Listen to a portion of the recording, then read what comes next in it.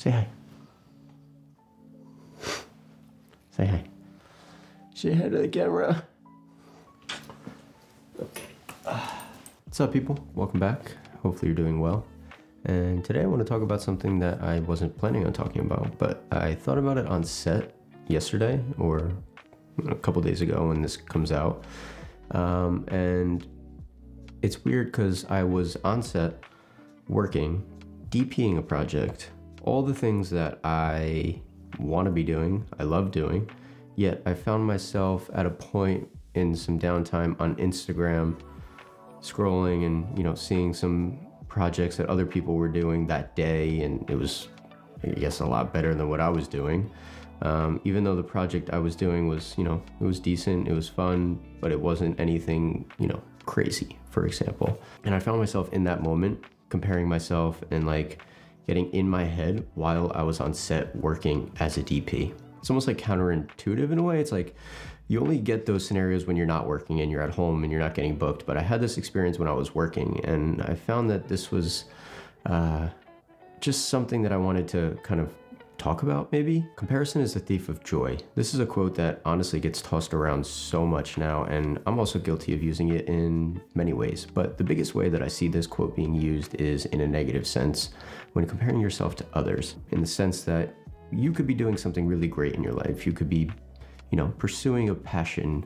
You could have a successful business, successful family, this, that, and the other thing. You could have all these things going for you, yet you are constantly looking at other people and what they have and what they're doing in comparison to what you have and what you're doing. But today I want to talk about something a little bit different. I feel like this topic isn't talked about too often when it comes to comparison and conversations around that.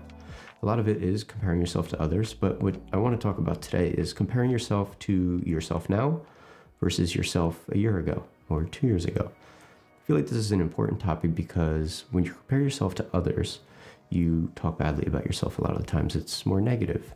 But when you look at yourself and look at yourself a year ago or 2 years ago, I find that there is a certain rebalance that happens within yourself, and you kind of almost recenter your mind and your body of who you are, where you are in this particular place and time. And I think it kind of I think it helps you reevaluate where you are in life based on your own personal experiences and your own journey. As an artist, you always are going to be comparing yourself to others. It's natural. And for anyone that tells you they don't, I don't believe them personally.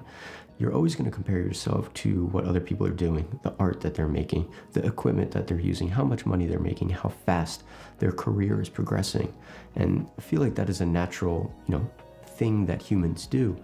I don't think it's a horrible thing necessarily, but it does come at a cost. And what that cost is, in my mind, is insecurity, a lack of confidence, a lack of self-worth, for example, or a feeling of, I'm not cut out to do this thing, so I'm just going to quit because X, Y, and Z person, started a year before me and they're already progressing way past me. So I just don't have what it takes. These are just examples of, when comparing yourself to others, some results of what that thinking might include. And for a lot of you, those examples are very valid and current. And for me, very current, very valid. I feel those things all the time. I have felt them. I currently feel them. Don't think that you are alone or this feeling is singular to just you, but it's a matter of how you balance that out, comparing yourself to who you are now versus then in your own journey. That I feel is the conversation I want to have today, because when you have that imbalance, that's where the insecurity and the lack of confidence come in. But if you could balance that out with a different type of comparison, I feel as though you will have a better opportunity to feel more confidence within yourself and feel as though that you are on the right track and you are at the right place for you right now. So specifically, an exercise that I do, and even though I don't do it all the time, and it's not like every morning I have to do this, I would like to, but it's not always the case, for example. But an exercise that I really like to do when I feel as though I'm really struggling with comparing myself to others is just asking myself the simple question of, looking at myself last year, would I be proud of the person that I am today? And would I be proud of the work and accomplishments that I have done so far this year? And 99% of the time, My answer is always yes. The person that I was last year would have dreamt to have been the person that I am today and doing the things that I'm doing today. Doing this exercise allows me to see how I've grown as a DP. It allows me to see how I've grown as a leader, as an artist, as a communicator, as a friend, as a collaborator, how I see images, and also just understanding what makes a good image good. And I know that these are very specific to cinematography, but obviously that's what this channel's about. Same thing goes for life in general, but I'm not gonna go too deep into that right now. If I could just bring you guys back to maybe 6 years ago or so, give or take, the first time I ever held a Sony a7 III with a gimbal. Man, I have this photo that was taken by my cousin, and it is literally the funniest thing that I've ever seen because I am literally geeking out so hard holding this camera and this gimbal. This was the first time I ever held a gimbal in my life.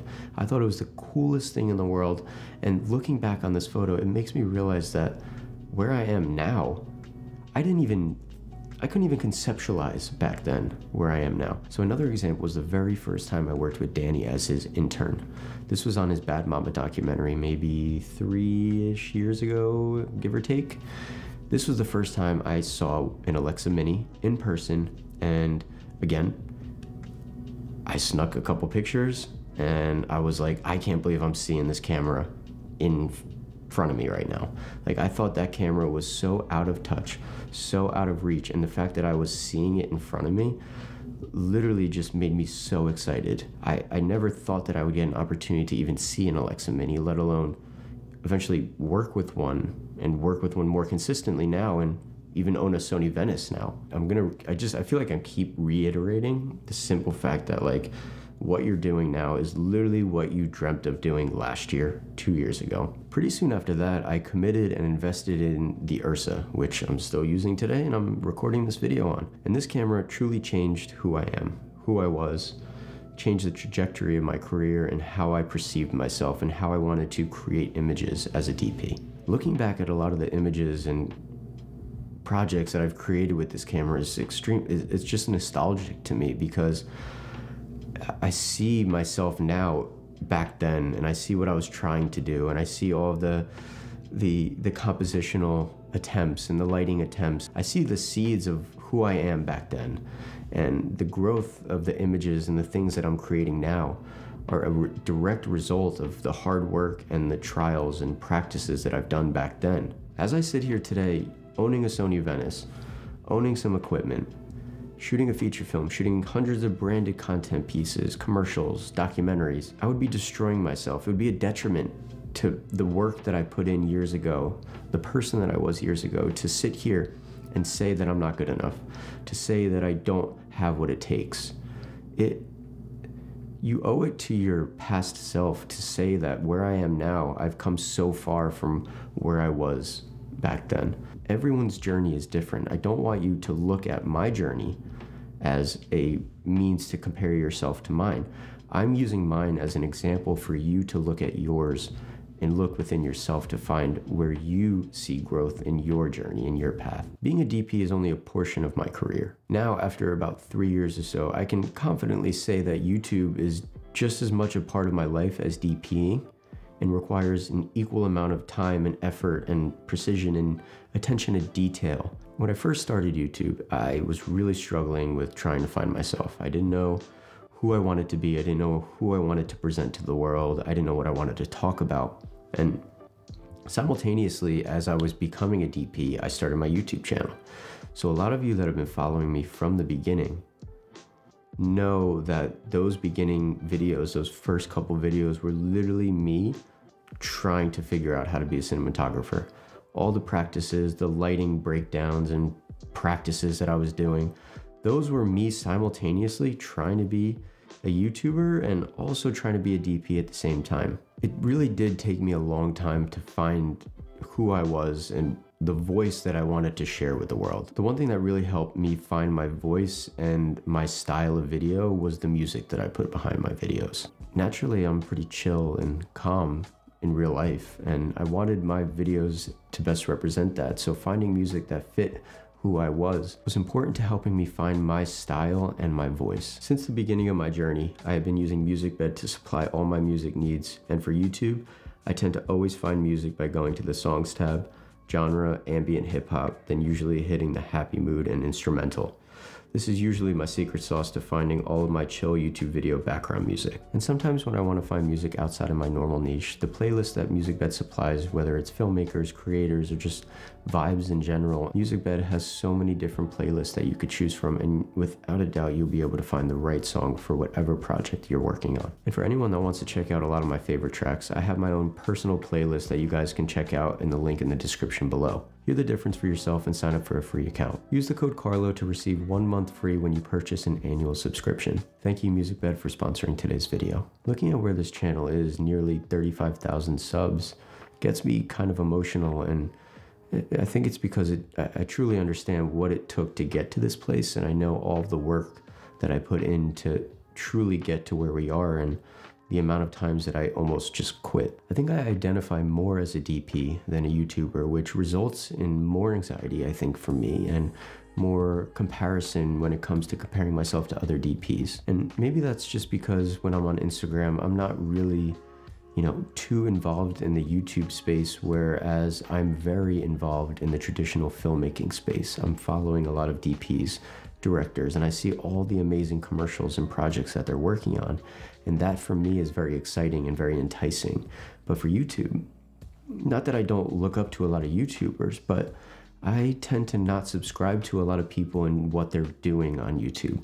I tend to kind of just do my own thing, and I create videos because I want to create them, and hopefully they are valuable to you, but I don't do anything YouTube related based on what other people are doing, or I don't compare myself to how other people are growing on YouTube. And when I get those anxieties as a DP, it's always because I'm comparing myself, and I forget that I am holding a camera, I'm making a living holding a camera, making images, working with friends. I literally get to have freedom in my life. And honestly, I think the root of it all, as I've said before, is just gratitude, which is way easier said than done. And this message isn't just to you guys, and I don't need this message. This is just as much to me as it is to you guys. And part of why I do these videos is a reminder to myself of all the things that I'm trying to talk about and express. I feel like practicing gratitude is something that we should all implement more, and I feel as though we should try it right now. So these are a few examples of things that I just wrote down for this video, and hopefully it'll inspire you guys to write a few things for yourself. I am grateful that I get to wake up and have the freedom to live my life as I choose. I'm grateful that I have the opportunity to DP a project yesterday with a bunch of my friends. I'm grateful that I am able to afford a life I enjoy through means of creativity and art. I am grateful that people across the world sit and watch my videos online. That's you guys. I'm grateful that I overcame the struggle of YouTube and pushed past wanting to quit. I'm grateful to have the support of friends and family as I pursue this difficult career path.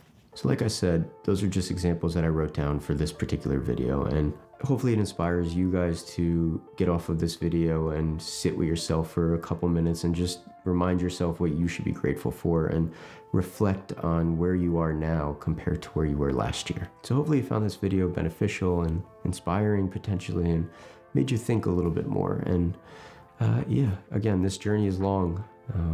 I get reminded that all the time. It's not a short career. This is a long path that we're all taking. So as I said before, look at where you were then, look at where you are now, recognize the growth that you've had in between, and be grateful for it.